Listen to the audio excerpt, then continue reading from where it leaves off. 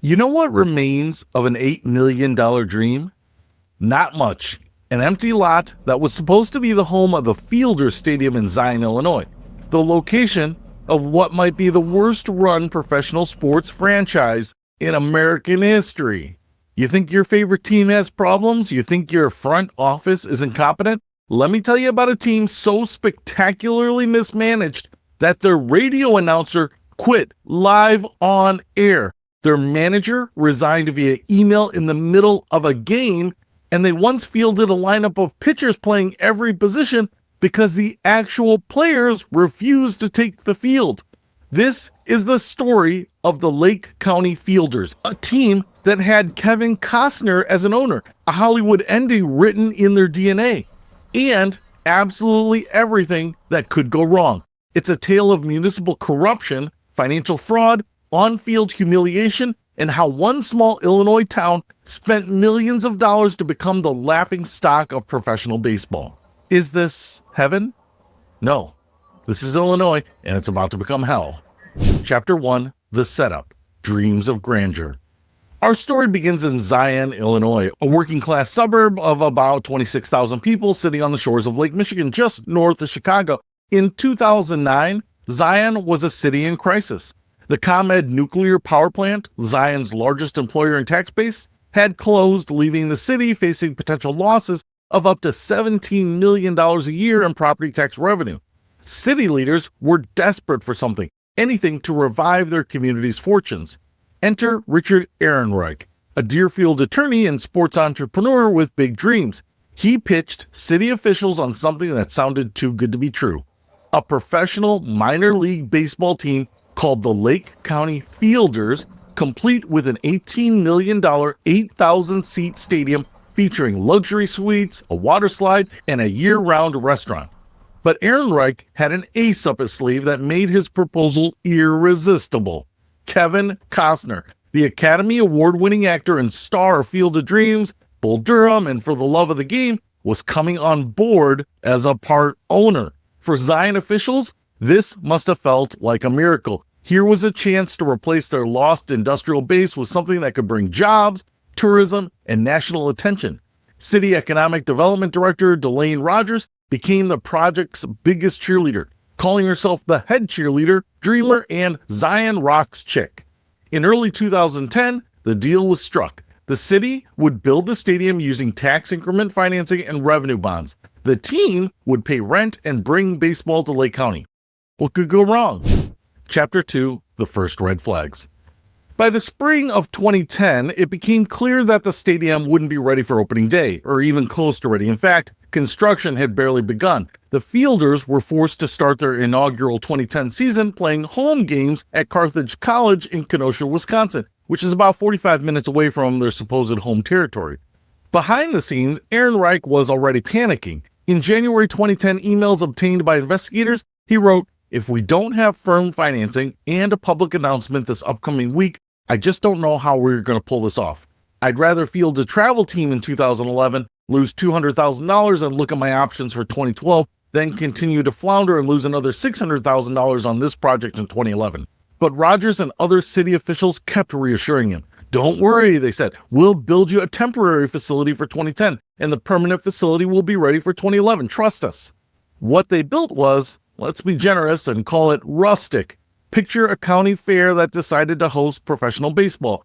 Temporary bleachers, portable toilets, trailer locker rooms, and concession stands that were literally tents. But on July 23, 2010, Kevin Costner showed up to flip the switch on stadium lights, and for a brief shining moment, it felt like magic. The Field of Dreams had come to Illinois. Chapter 3, The Illusion of Success. Incredibly, despite the ramshackle facilities, the 2010 season was actually successful. The Fielders drew an average of 3,500 fans per game, including myself. Fantastic for an independent league team. Costner's star power worked. Families came out for the novelty, the atmosphere, and the chance to see movie royalty. The team played decent baseball, and the fans had fun. And for one glorious summer, it seemed like the dream might actually work. Sure, the facilities were temporary, but everyone understood that 2011 would bring the real stadium. As the 2010 season ended, spirits were high. Ehrenreich was cautiously optimistic. City officials were planning groundbreaking ceremonies, and fans were buying season tickets for 2011. City officials even had construction equipment brought to the site to make it look like the work was about to begin on the permanent stadium. It was all for show, though. It was an elaborate charade to keep the dream alive for one more season. Chapter 4, the 2011 disaster begins. Spring 2011 arrived and there was no stadium, not even close. The temporary facility from 2010 had become completely dismantled and construction on the permanent stadium never actually began. This created an unprecedented problem. The Lake County Fielders had no home. They were forced to start the 2011 season with a 32-game road trip that would take them across the Pacific Ocean to Hawaii, then to Arizona, then to Canada, then back to Hawaii, and then to California. For context, this wasn't a big league team with charter flights and five-star hotels. These were minor league players making $600 a month, flying commercial, and staying in budget motels. The team was asking them to spend 2 months living out of a suitcase while playing in places most of them had never heard of. It got worse. During the road trip, players discovered that their team-issued debit cards weren't working. They couldn't buy food, they couldn't pay for basic necessities. Some players started skipping meals, surviving on peanut butter and jelly sandwiches in the clubhouse. The situation became so dire that players' mothers were calling the front office to complain that their sons couldn't afford to eat. Chapter 5, the return to Zion and disaster. In July 2011, the Fielders finally returned to Zion. The city had rebuilt the temporary stadium on the same site, but it was clear that this was just a band-aid solution. The promised permanent stadium was nowhere to be seen. Players who had been promised a professional facility found themselves changing in trailers with showers that worked sometimes. The visiting team had to use portable toilets. The concession stands were still tents. Team president Ehrenreich later described the situation. With no stadium, it created a cash flow crisis. It created a morale problem with the players who were all told they were coming home to a stadium, and when they showed up, their lockers were trailers with showers that worked sometimes. It wasn't fair to our organization to put us through that. The extended road trip had drained the team's finances. Ehrenreich started bouncing checks to the city for rent. Players weren't getting paid on time. The whole operation was held together with duct tape and false promises. Chapter 6, the meltdown begins. On July 9th, 2011, everything came crashing down. The Fielders were scheduled to host Jose Canseco's Yuma Scorpions for what should have been a normal game. Instead, it became one of the most bizarre contests in professional baseball history. Just hours before the game, manager Tim Johnson, a former MLB manager who had once led the Toronto Blue Jays, discovered that the latest round of paychecks hadn't arrived. He'd had enough. In the middle of the pre-game preparations, Johnson sent an email to the front office resigning his position. Then he walked out of the stadium and never returned. When the players learned what happened, 11 of them staged a boycott, refusing to take the field in support of their unpaid manager. The team that was supposed to play the Scorpions had essentially ceased to exist. This left hitting coach Pete Lecoq, whose last name would prove prophetic, in charge of trying to field a team with whoever was left. What happened next was either brilliant improvisation or complete insanity, depending on your perspective. Chapter 7, the pitcher's game. With most of his position players on strike, Lecoq made a decision that defied every convention of professional baseball. He would field a lineup consisting entirely of pitchers playing out of position. Picture this. The starting shortstop was normally a relief pitcher. The center fielder usually threw from the bullpen. The catcher had never caught a professional game in his life. Jose Canseco, the former Oakland A's slugger and steroid whistleblower, was managing the opposing Yuma Scorpions. When he saw what the Fielders were doing, he decided to respond in kind. He put his own pitchers in the field and took the mound himself.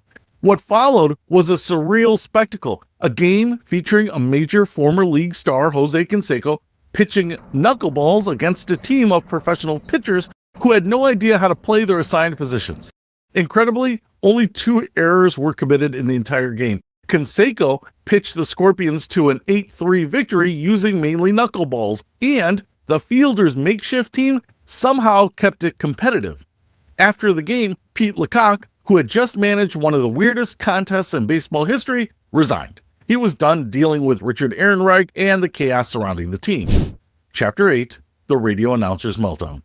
A week later, the Lake County Fielders achieved a new level of infamy when their radio play-by-play announcer became the center of a viral sensation for all the wrong reasons. Kumar Zaman had been the voice of the Fielders, calling games on WKRS-AM with professionalism despite the chaos surrounding the team. But on July 15, 2011, he reached his breaking point. After calling the final out of another Fielder loss, Zaman didn't sign off with the usual pleasantries. Instead, he launched into a 4-minute on-air resignation that quickly went viral across the internet. They didn't pay me all the money owed to me, and that's why I'm leaving right now. In my opinion, those in charge really don't care, and they don't give a damn. My problem is I care too much. I did not need this job, and because of the circumstances that affected former coaches, former players, and myself, I do not want this job anymore. Good night, and good luck. The audio clip spread across sports websites, blogs, and social media. ESPN picked it up. NBC Sports covered it. And suddenly, the Lake County Fielders were famous for being spectacularly dysfunctional. Zaman walked away from the microphone and never returned. The team was left scrambling to find new announcers, but by this point, the list of people willing to work for the Fielders was getting very short. Chapter 9, The Collapse Accelerates. By August 2011, the Lake County Fielders had become a traveling circus of dysfunction. Attendance had plummeted from 3,500 per game to a few hundred diehard fans and curious onlookers coming to witness the disaster. On August 3rd, the team reached a new low when a home game against the Calvary Vipers was suspended after just 1.5 innings because the umpires discovered the Fielders were using inferior recreational baseballs that they had apparently bought at a local sporting goods store. Players, coaches, and even the mascot started filing lawsuits against Aaron Reich's company to try to recover unpaid wages. The PA announcer, Gregory Copen, sued and won a judgment when the team officials failed to show up to court hearings. For their final 19 games of the season, the professional Lake County Fielders stopped playing professional teams altogether. Instead, they played against the Kenosha County Fielders, a semi-professional team assembled just to give the Lake County Fielders opponents. The last game in the Lake County Fielders history was played in front of 125 fans with a roster so depleted that the team could barely field 9 players. The radio announcer, whoever was left, couldn't identify players by name because the roster had changed so much. Chapter 10, The Municipal Corruption Angle. While the team was imploding on the field, an even bigger scandal was brewing in City Hall. NBC's Chicago investigation would later reveal a web of potentially corrupt relationships between city officials and private developers. The land where the stadium was supposed to be built was owned by Richard Delisle, a developer who had close ties to the city. Delisle owned 23 acres zoned for commercial development, but had built nothing except a drugstore. Most shocking were the romantic emails discovered between the economic developer director, Delane Rogers, and developer Delisle. NBC Chicago found emails where Rogers wrote to Delisle, "It seems a lifetime since I kissed you. Never enough." Just weeks after the stadium project collapsed, Rogers left her city job and immediately went to work for Delisle at a Best Western hotel he had just built downtown with city TIF funding. Adding to the ethical questions, attorney Scott Puma was simultaneously serving as Zion City Attorney, defending the city in the Fielders lawsuit, and serving as treasurer for Mayor Lane Harrison's campaign committee. Chapter 11, The Financial Autopsy. NBC Chicago's investigation revealed the staggering financial cost of the Fielders fiasco. Despite never building a permanent stadium, local taxpayers spent almost $8 million on the project. Land preparation and temporary facilities, $1.3 million. Equipment purchases and staging, $2.1 million. Consulting and legal fees, $1.8 million.